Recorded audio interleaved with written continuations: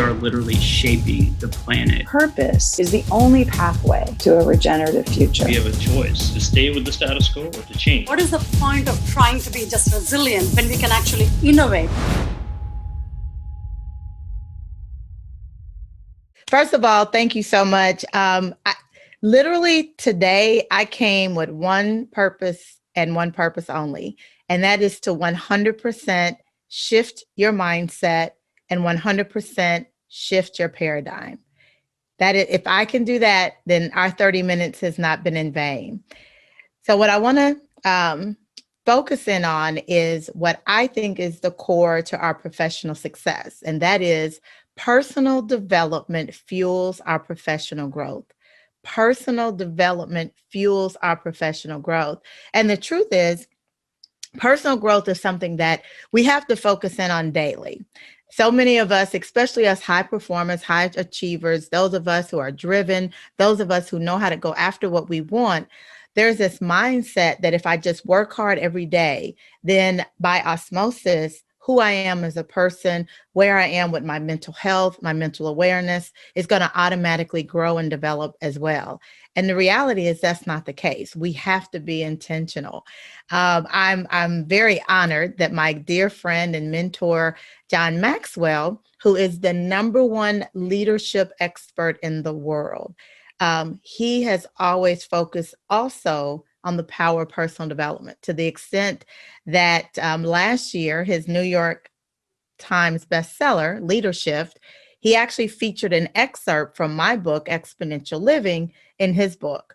And this year, his book, The Leader's Greatest Return, he actually interviewed me to be a part of that book and to continue to talk about the power of personal development, because what John knows as the #1 leadership expert in the world, and what I truly know, is that personal development is leadership. Personal development is leadership. And that's so critical for all of us in the high pace of what we do and how we do it to fully grasp. So I want to just take a minute and just get a little nostalgia with you guys. Back in the 90s, I was responsible for the marketing of some of the biggest artists in the world. Zach alluded to some of them: Toni Braxton, TLC, Outkast. But also, as he alluded to, I was responsible for the marketing of this unknown teenager. Now, at this time, he was actually going through, his voice was changing, he had acne. And the reality is that many of the label weren't really supportive of him. But as Zach alluded to, that unknown teenager that I used to work with is Usher. Now, right before Usher released his breakout record, You Make Me Want to Leave the One I'm With and Start a New, okay, I know, y'all know that song, right? You know, that's okay. Yeah, so right before Usher released his breakout record, I knew that it was time for me to resign and start my own business. But I also knew that I could never work with Usher. I knew that he needed my friendship more than he would ever need my marketing expertise. He was a teenager. There was so much going on in the industry. But I also knew he wasn't going to really understand why I couldn't work with him, just because of all the trials and tribulations he had gone through as an artist and people really not being there for him. So as I sat in my office and I'm holding his hand and I'm telling him, I'm like, yes, like it's time for me to resign and it's time for me to start my own business. And he jumped up excited. Yes, Sheri, yes. Now you can work with me exclusively. But I had to share with him that I wasn't able to work with him. And in that place, let me ask you, have any of you ever had to make a decision that you knew was going to cost you money, opportunity, and career advancement? Like if you have, just put in the chat box. That's me. That's me. Yeah, that's me. Let me tell you, people thought I was crazy not to work with Usher. And when I say people, I mean me. But I knew that was the right decision. And what I learned from that decision is that being more committed to what was going to give me a full life was more important than what was going to give me this temporary career. See, what I learned is what that great and wise philosopher, Oprah, every month she says in her magazine, what I know for sure is that there's going to be times in our lives that we're going to have to determine, what will you give up to go up? What will you give up to go up? And that is so important here in this age of COVID, because now we've had to really by force give up so many realities, so many simple realities, where we could go, how we could be when we get there. But the truth of the matter is, what we really need to focus on, and what hopefully this place and space of total uncertainty will help you hone in on, is that it is critical that we stop spending 100% of our time on 10% of who we are. Let me say that again. We have to stop spending 100% of our time on 10% of who we are and expecting 100% of our fulfillment. And what I realized when I was working at LaFace Records, what I've realized 17 years as an entrepreneur, is that I could not no longer just have a great career and not a great life. Both of them could coexist. And so what I discovered is what I call exponential living, which is a lifestyle of pursuing peace, choosing clarity, and living courageously. And how we bridge that gap between the 100% and the 10% are these 9 principles. And these principles that I call the principles of exponential living. And with respect to our time, today I want to focus in on the first principle that's highlighted in my book. And I go through all 9 of the principles, and you can actually get an autographed copy at piecesthenewsuccess.com. And it's sold anywhere where books or ebooks are sold. That's the full breakdown of the 9. But today, focusing in on that very first principle, live in your power.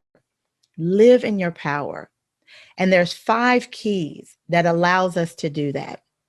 The first key to living in your power is your perspective. Your perspective. What is your vision? What is your vision? What are you really locked in on? One of the key things about perspective is that we all have dreams, we have goals, things that we're pursuing. The challenge is we don't always see the steps on how we get there. I love what Steve Harvey, I worked with Steve Harvey. I spoke on many stages with him. He's brought me in to speak. And one of the things he said is that, he at one point was $20 million in debt with the IRS. $20 million. And we all know, I'm an entrepreneur, many entrepreneurs as a part of the Shadow Summit. $20 million in debt is different than just credit card debt. I mean, that interest and those penalties are accruing by the minute. But he had a vision. He had a vision that he was going to be a multimedia mogul, because what he was able to really lock in on is not the limitations of his reality, but he focused in on, what does this make possible? What does this make possible? And that is even more prevalent in this day and age of COVID as a reality we're dealing with, the social injustice that's going on. There's so many realities right now. There's so much uncertainty, business-wise, personal-wise, that it's every day there's another reality or challenge, especially as entrepreneurs, and especially in technology, especially in everyday life, that we have to lock in on what does this make possible? And so for the first key to living your power, when we really focus in on our perspective, our vision, even in the midst of uncertainty, your vision has to be, what does this make possible? So when we look at our perspective, this is all about shifting our view and bringing clarity to our vision. What do you really want out of life? And one of the key things that we have to do is we have to stop saying, I don't know.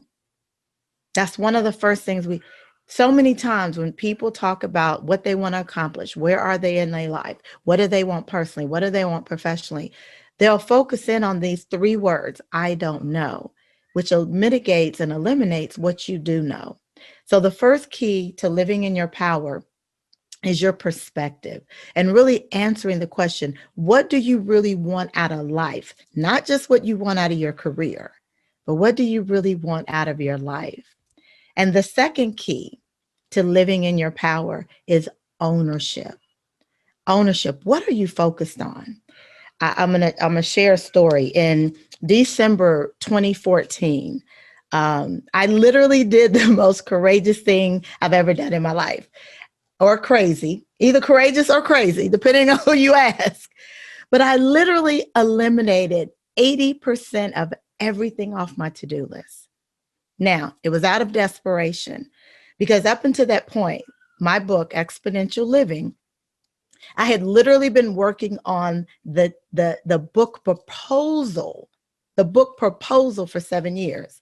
And for what a book proposal is, basically, guys, is a glorified outline. That's truly what a book proposal is. 7 years.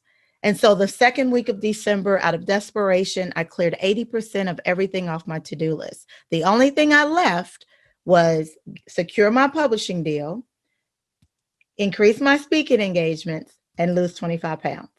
That's it. If items on my to-do list didn't directly or indirectly impact those three things, I removed them.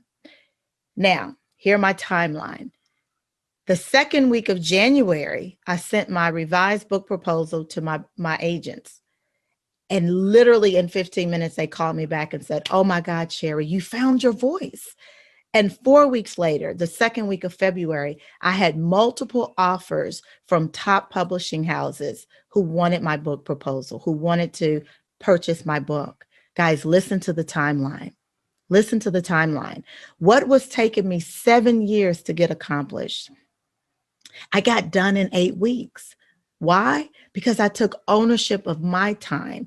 I got clear on what I was going to focus on, and I removed the clutter. And what I realized in making that step and removing the clutter from my to-do list, I realized three things. One, the first thing I realized is a third of the things I took off my to-do list, someone else needed to be doing. I needed to disseminate to someone else. The second thing I realized is that literally, as much as it was weighing on me and weighing me down, it literally just wasn't important. I don't even remember what it was. And the third thing I realized is that our to-do list is just a habit. Something comes up, we put it on our to-do list. But the truth of the matter is a third of the things on my to-do list were chronologically out of order. I shouldn't even have been focused on them until May, not December. So when we get clear on what we are focusing on, we live by, and I love this quote by Brene Brown, it allows us to really own what we are going to take responsibility for. Brene Brown says, you either walk inside your story and own it, or you stand outside your story and hustle for your worthiness. I could spend all day on that, but I'm going to be respectful of time. So guys, the second key is own what is authentic to you so that you are clear on what to focus on. The third key to living in your power is, what is your plan? What is your plan? And when I say your plan, I don't mean that 60-page, master plan or that 4 or 5-page executive summary. I mean, literally, what are the 3 most important next steps that you need to make? Because when you get clear, when your perspective is clear and you know what to really lock in on with your vision, when you take ownership of what you've got to focus on, then you're very clear on what the next 3 steps are. But more importantly, you are able to discern when an opportunity is actually a distraction. When an opportunity is a distraction. There are so many amazing opportunities out there. But if you're not clear on your plan, if you're not clear on what you're supposed to be accomplishing, you will spend so much time being busy chasing opportunities that are actually distractions. One of the greatest disservices we can do to ourselves is to become successful in something that we don't even enjoy and really don't even want to do. So when we get clear on our plan, what are those 3 most important next steps? That's when we're able to know what to say yes to, but more importantly, what to say no to. I have clients that say to me all the time, but Sheri, I don't know how to say no. I keep saying yes to all these things and clogging up my schedule. But here's the thing. When you're clear, when you know what you're focused on, it's easy to say no. The reason you're having a challenge saying no is because there's too many things you've said yes to. The 4th key to living in your power is the engagement. The engagement. And this is the most important of all 5 keys, because let me just say, I have a 13-year-old, and my 13-year-old, when she was 6 years old, she started playing lacrosse. And I live in Atlanta, as most of the Shadow Summit team does. And so everything in Atlanta is a 30-40 minute drive. So her first lacrosse game was like, first thing in the morning. And I had to make this 30-40 minute drive. But while we were driving to the field, one of my really close friends called me. And I said, you know what, when I get to the field, I'll take the call and, catch up with her. So we get to the football field. My daughter is out and I'm sitting in the stands. And so I have my Apple headphones on, and that's when they were still corded. So I've got my phone in my lap and I'm watching the game. So I'm watching the game. I'm catching up with my girlfriend. We only talked for maybe about a quarter and a half. So I see the whole game. My daughter wins her first ever lacrosse game. And I am so excited because I know she's going to run and jump in my arms and we're going to celebrate. When my daughter walks off the field, she walks up to me, stops right in front of me and says, "Mommy, I can't believe you were on the phone for my first ever lacrosse game." And she walks to go be with her team. What my daughter taught me in that moment was that my presence was not enough. Presence. My presence was not enough. That I needed to be present. And that's the charge that I give each of you. What adjustments do you need to make to implement? We've got to be present. This idea of multitasking, neuroscientists have proven it's not the truth. Our most productive self is being present in every moment.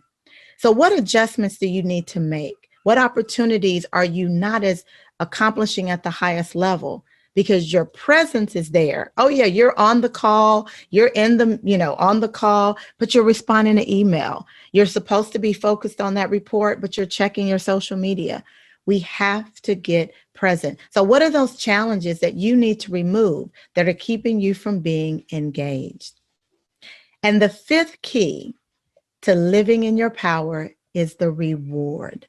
What will you do to stay consistent? What will you do? The reality is this. What are the triggers that are keeping you from being consistent? What are the triggers that are keeping you from staying focused? What are the for some of us, it may be social media. Right now, we're working at home. It may be your environment that you're now working in. What are those triggers that are keeping you from being consistent? So when we look at the 5 keys to living in your power, perspective. What is your vision? What does this make possible? Ownership. What are you focused on? What do you need to remove from your to-do list? What do you need to say no to so that you can say yes to what's most important? The wisdom to know what the 3 most important next steps are so that you can get crystal clear when an opportunity is actually a distraction. And then that engagement. We have to be present. We can no longer multitask. to work at our highest self. One of the things that is most critical is when you own your greatness, you don't have to prove your greatness. When you take that for real ownership and get engaged in what's most important and be present in what's most important, that's where the true joy and fulfillment of your work and your personal life integrate. And then the last key is the reward. How are you going to stay consistent? What are the triggers that you need to remove? Now, I know that we had a limited time. So for anybody who wants this full, I do this as a full training. If you would like to get that, it's an audio version of it. Just text my name, Sheri, Sheri, to the number 770-637-0081, and you'll get this full 45-minute training that I do on how to live in your power. So guys, if you don't remember anything else that we shared today, I want you to remember the most important thing is we have to broaden our definition of success. That's how we live in our power. And this has been proven even more in 2020 when we look at all the things we've lost in this year. But we have to also focus on what have we gained? What time have you spent with loved ones that you hadn't spent before? How did this force you to slow down and realize you didn't have to go at 200 miles an hour? You could go at 100 miles an hour and still accomplish the same results. We have to broaden our definition of success. In our society, success has been narrowed down to how many zeros is in our bank account and how many commas are between those zeros. And don't get me wrong, that is my goal as well. That is my focus as well. But my definition of success is not that narrow. My definition of success is broad enough to include 15 years of marriage, to include watching Blue Bloods on Friday night, because that's what my mother loves to do. My definition of success is broad enough to include going to my daughter's lacrosse games and volunteering at her school. It's broad enough to include getting 8 hours of sleep consistently. Yeah, because I was that fool that said I'll sleep when I die. Yeah, that was me. But now I know even my computer has to reboot. I understand the value in that. And so I'll close with this. And I love what Reese Witherspoon says. Many people worry so much about managing their career, but rarely spend half that much energy managing their lives. I want my life, not just my job, to be the best it can be. Guys, when we live in our power, it allows us to truly maximize and experience what I call exponential living. There, Zach, I will throw it back to you. Wow, Sheri, this is incredible. Thank you so much for this. You know, after a long day of a great conference, and obviously we enjoy and we love all the sessions, but at 6 p.m., this inspirational, incredible talk you gave was a really perfect pick-me-up for everybody. So really, really thank you. It's an incredible presentation that you give. Real quick, we do have a question here in the question box. And the question is, in your definition of success, do you include and overlap your business goals with your personal goals? Absolutely. When I work with my coaching clients, I say we have to show up as our whole self. So I don't separate work, community, and person. I put it all together and we work through those 5 keys based on our whole self. Incredible. Wow. I strive to get 8 hours a night, so I'm going to have to take a page from your book. But again, thank you so much, Sheri. And if anybody has questions for Sheri, which I'm sure people will, please bring them to the Slack channel. Those will all get over to Sheri. And I encourage everybody to check out, texting the number that she had suggested and connecting with her further, following her on social media, etc. Thank you again. Thank you.